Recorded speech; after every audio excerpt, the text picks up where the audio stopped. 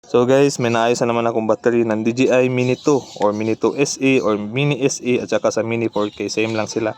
Ang issue kasi nito guys is ayaw na siyang mag-charge. So sobrang tagal na to dito sa aking hub kasi ang 1 at 2 na lang yung laging ginagamit ko. So minsan bitin pa rin kahit may dalawa na. Kahit nga tatlo, minsan bitin pa rin sa akin. Pero yun, wala na akong choice kasi sobrang mahal ng battery. So ngayon tuturuan ko kayo kung paano ko siya na-recover. Kasi nag-add to cart na ako ng pang-resell dito, pero buti na lang hindi ko siya binili. So ganyan lang yung position niya guys, hanggang dyan lang siya sa loob palagi. Hindi ko na siya tinatanggal kasi nag-expect talaga na ako na baka darating yung time na mag-charge siya. Pero since kanina chinarge ko siya ulit kasi gagamitin ko sana ngayon.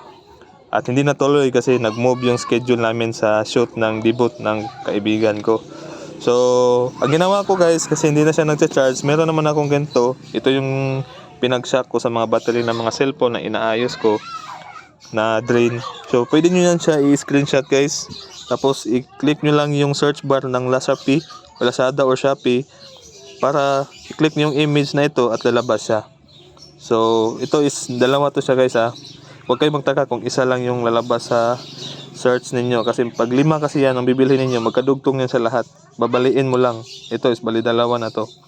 So ngayon pag nabuksan nyo na siya, yan yung kanyang clip para may guide kayo kung saan kayo mag-open sa battery. Sa gilid. Mag-ingat kayo na hindi matusok guys ha. Kasi di na talaga yan siya pwede. Pag natusok na natin or nabutas, delikado na yan siya. Although meron siyang voltage pero bigla na yan siya magdadrop. So sayang yung tulo natin pag nahulog.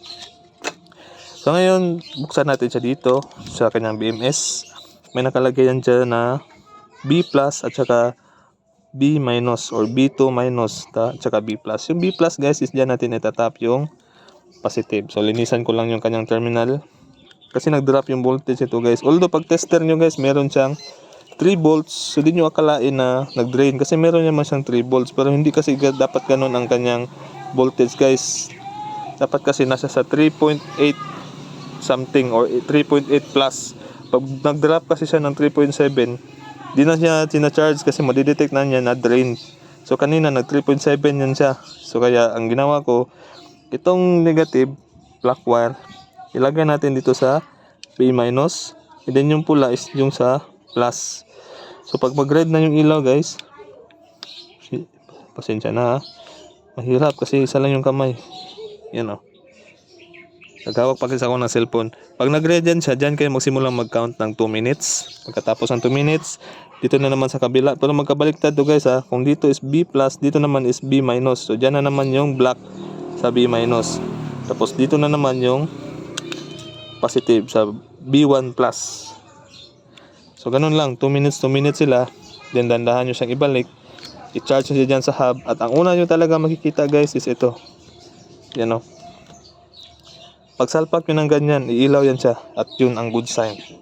Kaya nga, minsan ako nga na-shock kasi umilaw siya. Kaya cha-charge natin. So, ganun lang guys. Genuine pa yung lahat. So, nag-charge na siya. Ayun. So, napa lang siya dyan. Hanggang sa mag-3, hanggang sa mag-4, hanggang sa mag-stop. Full charge na yan siya.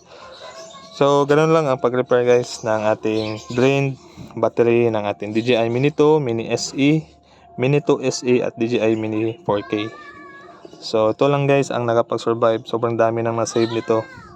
So, ito lang yan siya Pero ito sira na.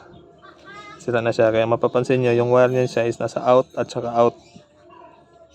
Dapat kasi dyan siya sa B plus at B minus.